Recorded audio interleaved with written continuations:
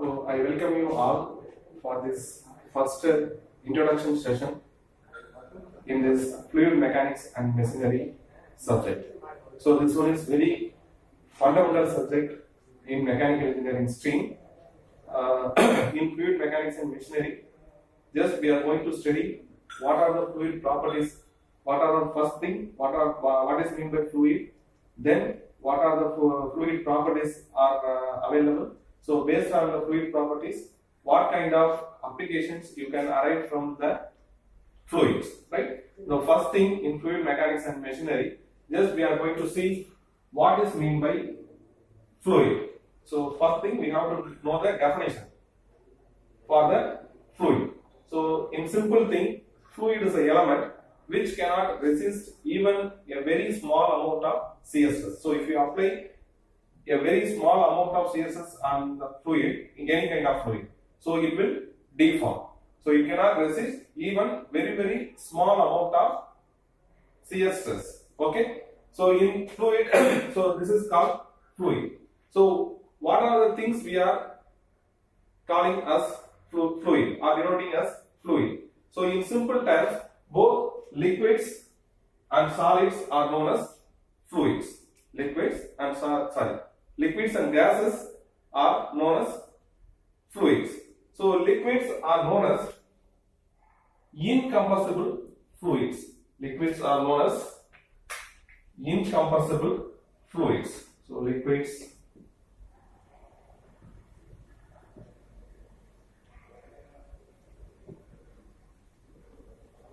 are known as incompressible fluids, whereas gases are known as compressible fluids. So what is the reason we are calling liquids as incompressible and gases as compressible? So in gas sense, you can change the volume of the gas by applying the pressure. By increasing the pressure, you can reduce the volume of the gases, which means the density of the gases are not going to be constant. So you can reduce the volume of the gas by applying pressure or increasing the pressure. So whereas in liquids, so you cannot reduce the volume of the liquids by applying the pressure. You cannot compress the liquid like the way you compress the gases. So that's why we are calling we are knowing the liquids as incompressible fluids, whereas here the density of the liquids are mostly we are taking as constant. So which this is why we are calling gases as compressible fluid, because you can compress, you can reduce the volume, whereas the liquids you cannot compress. So that's why this is called as incompressible fluids, right? So first thing we discussed about what is fluid.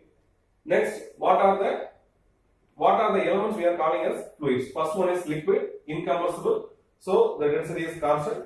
So second one, gases, that is compressible one, the density is not constant. So what is the purpose? So before getting into any subject, we must know the answers for these three basic questions. First one is what?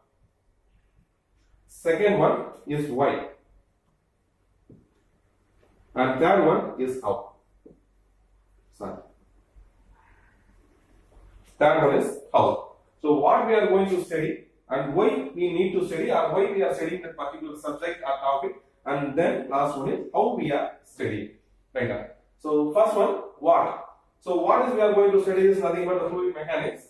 So then some fundamental concepts in this subject are this topic. Then why we are studying? What is the need? What is the importance of this subject in the mechanical engineering? Right?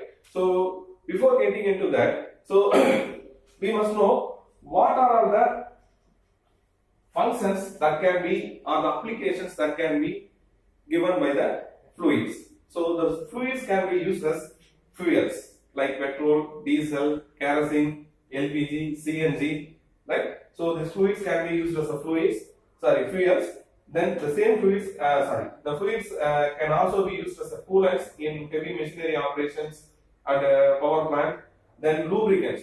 Fluids can be also used as lubricants. Then these fluids are used to generate the power, electricity. So we are by using the hydraulic machinery, we can generate the electricity. So in power generations also, fluids plays a major role. Then power transmitter, in order to transmit the power from one point to another point or one position to another position. So plainly you can say that fluids plays a major role as a fuels, coolants, lubricants, power generations and power transmissions. Right. So here in fuels we all know that the common fuels like petrol, diesel, kerosene and liquefied petroleum gases, LPG, then CNG, compressed natural gas. So these are the things we are using as a fuels. Then come to coolants. So very common coolant is normal water. So in normal small machinery applications, we are using water as a coolant. In some purposes, we are using some edible oils as a coolants and also as lubricants. So the main function of these coolants and lubricants are in order to reduce the temperature and reduce the friction between the two matting parts. So that's which increases the life of the machine parts, right? So all machine components are subjected to wear and tear. So while continuous operation, so there may be a generation of huge amount of heat or due to some friction, there is a chance of getting wear too early. So in order to avoid these things, we may use these coolants and lubricants, right? Then power generation. So in hydroelectric power plants, we are using water as a working medium in order to run the hydraulic turbines. So like Penton turbine or Francis turbine or Kaplan turbine. So in order to run the turbines, we need some water or energy from the water. Okay. So by using the water, we are running the hydraulic turbines. Then we are generating the electricity power. Then power transmission. So the hydraulic and pneumatic systems are more widely using in the automotive sector or in what you call the heavy machinery operations. In order to place the heavy working parts or in order to do some heavy machinery works, we are using these hydraulic and pneumatic systems, right? So these hydraulic and pneumatic systems are used to transmit the power from one point to another point easily. So in order to complete these amount of applications, we need the fluids. Either it may be liquid or it may be gases, or it is a hydraulic system or it may be a pneumatic system. So in order to choose the correct kind of fluid or correct type of fluid for the each and every applications, whether it may be a fuel or it may be a lubricant or in order to generate the power or in order to transmit the power, we need to choose the correct kind of fluid, correct type of fluid, right? So in order to choose the correct kind of fluid, we must know the properties of the fluid. We must know the properties of the fluid. Okay. So after understanding the properties of the fluid, you can choose the correct type of fluid for the particular application, right? So in properties of fluid, generally we are having some basic properties like first thing, density. Second one is weight density, and the more important property is called as specific gravity, then specific volume. Then we are going for viscosity. Viscosity. In viscosity, we are having two kinds of viscosity. One is kinematic viscosity, another one is dynamic viscosity. After that viscosity, we are having capillary rise, surface tension, and compressibility, and finally vapor pressure. So these 10 are the very basic properties of the fluids, right? So depending upon the applications, we must choose the fluid based on this property.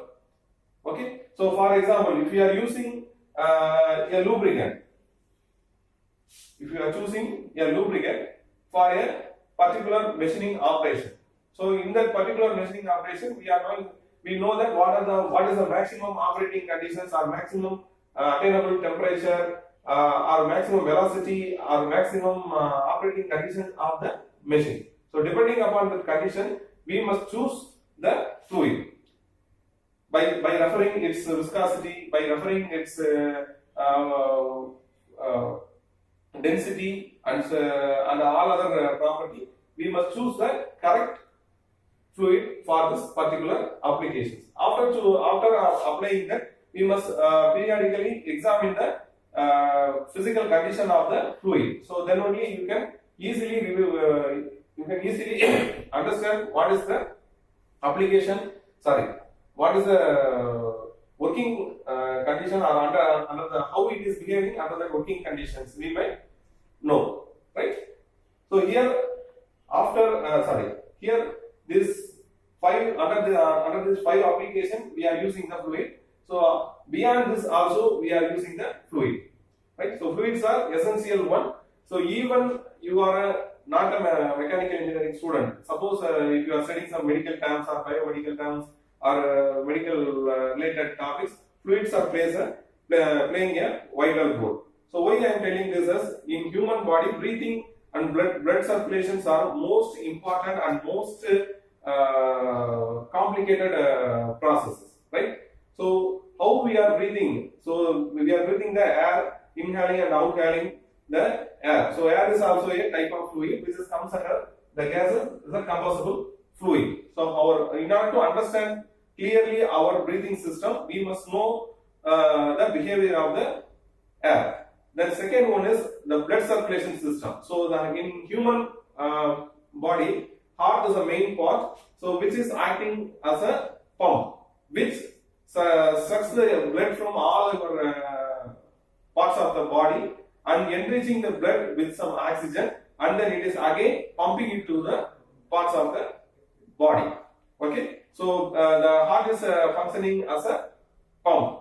So the blood circulations in the human body is a very complicated one, and it is the most important one. So if there is any restriction or if there is any deviation in the blood circulation or in the breathing system, then it may end up with some serious diseases. Okay, so that's why we are it is called, so that's why we are saying that it is very important to study about the fluids. So in fluids we are having we are having some machinery or mechanical functions, and also the human body in order to